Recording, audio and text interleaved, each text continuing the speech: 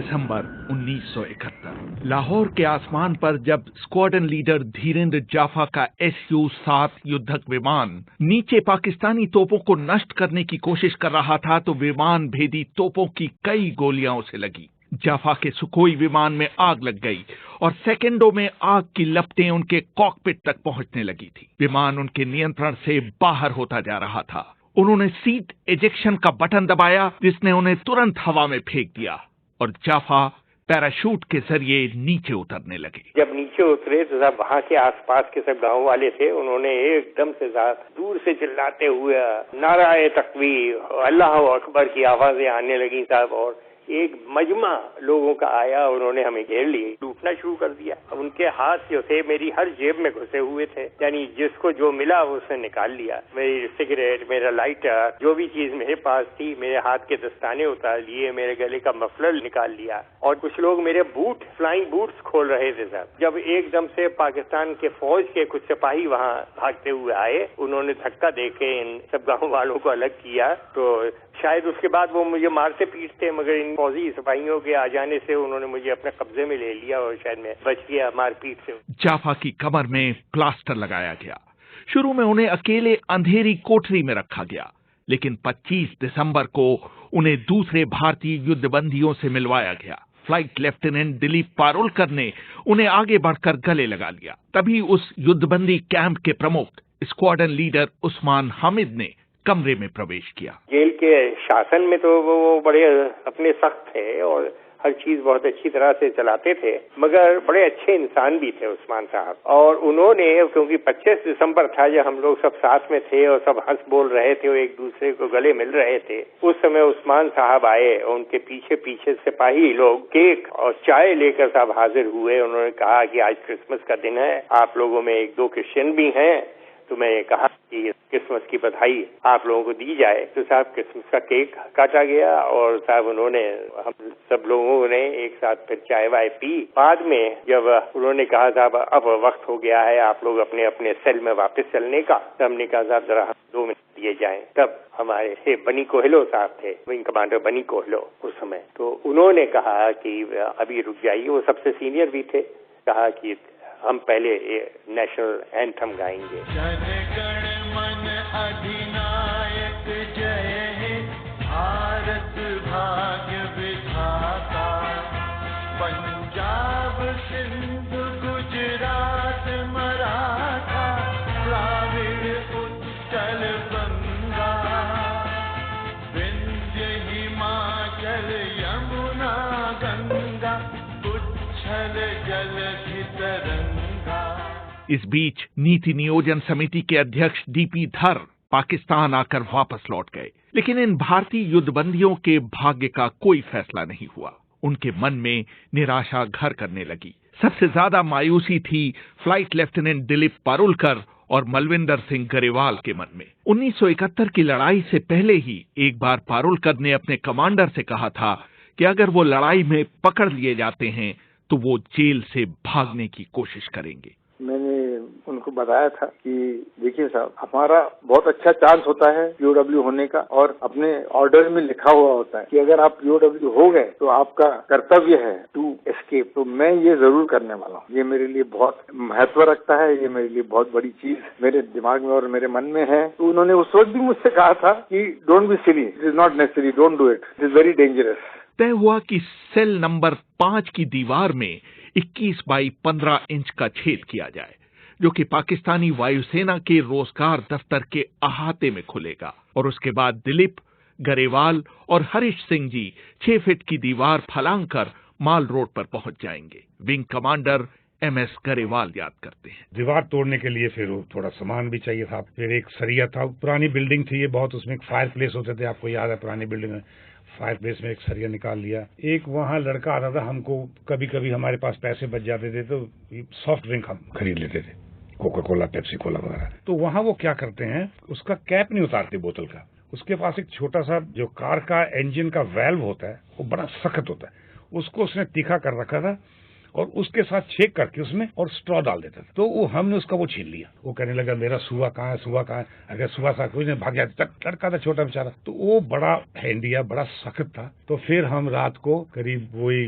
9-10 बजे पहले तो हमने बल्ब फ्यूज कर देना। तो एक बल्ब वो सारी रात वो कहते थे जलता रहेगा, बल्ब हमने फ्यूज कर देना। संतरी होते थे बाहर, गेट लॉक्ड बाहर से, और जो चाबी होती है वो डिपॉजिट होती है गार्ड रूम में। संतरी के पास नहीं है भी एकदम से खोल के अंदर आ जाए ना, he has to go to the guard room. वो टिपिकल आर्मी स्टाइल रजिस्टर में लिखे चाबी लेते ऐसे। हम अंदर बंद हैं, दरवाजा बाहर से लॉक्ड है, हमने बल्ब फ्यूज करना और बारी बारी दलीप और मैं उसके नीचे घुस के चारपाई के, तो हमने वो प्लास्टर उतारना शुरू कर दिया। तो रात को करीब 1-1:30 बजे तक हमने जितना प्लास्टर उतरना, मिट्टी मुट्टी सीमेंट वगैरह वो। फिर हमारे पास कुछ दिन पहले, मे भी महीना पहले, इंटरनेशनल रेड क्रॉस वाले बॉक्स लेके आए थे छोटे छोटे, जिनमें toothpaste, soap, toothbrushes, underwear, stockings, ऐसी छोटे छोटे item Saint from Indian red cross.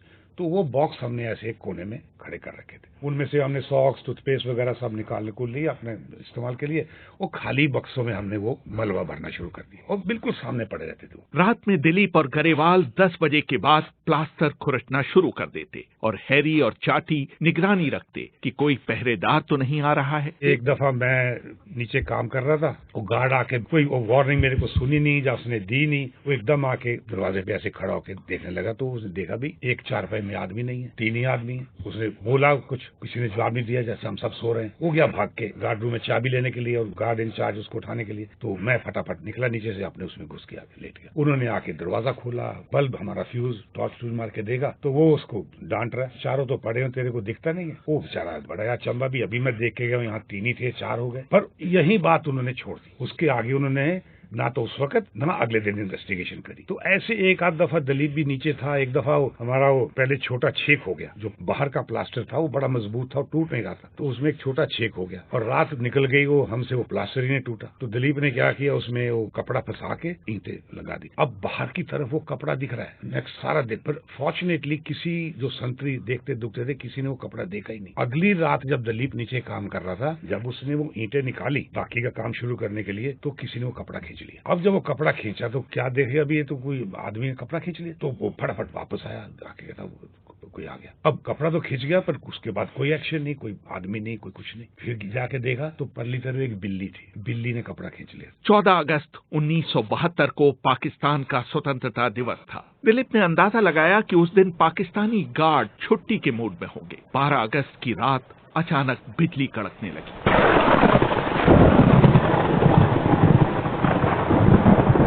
उन्होंने उसी दिन बाहर निकलने का फैसला किया। तीनों लोग ईंटों को हटाकर छेद से बाहर निकले, दीवार फलांगी और भीगते हुए पैदल बस अड्डे पहुंच गए। एक बस कंडक्टर जोर जोर से चिल्ला रहा था, पेशावर पेशावर पेशावर के लिए कौन जाना चाहता है। तो उस पेशावर की बस में हम चढ़ गए और हमें तो लग रहा था कि हमने बहुत अपना हुलिया बदल के किसी लोकल आदमी से के लग रहे हैं। तभी थोड़ा सा हमें शॉक लगा, क्योंकि कंडक्टर आया हमारे से, पहले तो उर्दू में बात की कहाँ जाना, और फिर वो अपनी टूटी फूटी इंग्लिश में बोलने लगा कि where you want to go. वो थोड़ा सा हमें तीनों को शॉक लगा कि जो हमने हुलिया बना रखा है वो इतना तो अच्छा नहीं बन रहा है। पेशावर में बस से उतरने के बाद उन्होंने एक तांगा किया, कुछ देर पैदल चले और एक दूसरी बस की छत पर बैठकर पहले जमरूद और फिर लंडी कोतल पहुंच गए, जो कि अफगानिस्तान की सीमा से सिर्फ 5 किलोमीटर दूर था। तभी दिलीप ने नोट किया कि स्थानीय लोग अपने सिर पर कुछ न कुछ पहने हुए हैं, इसलिए उन्होंने भी तय किया कि वो भी गोल टोपियां खरीद लें।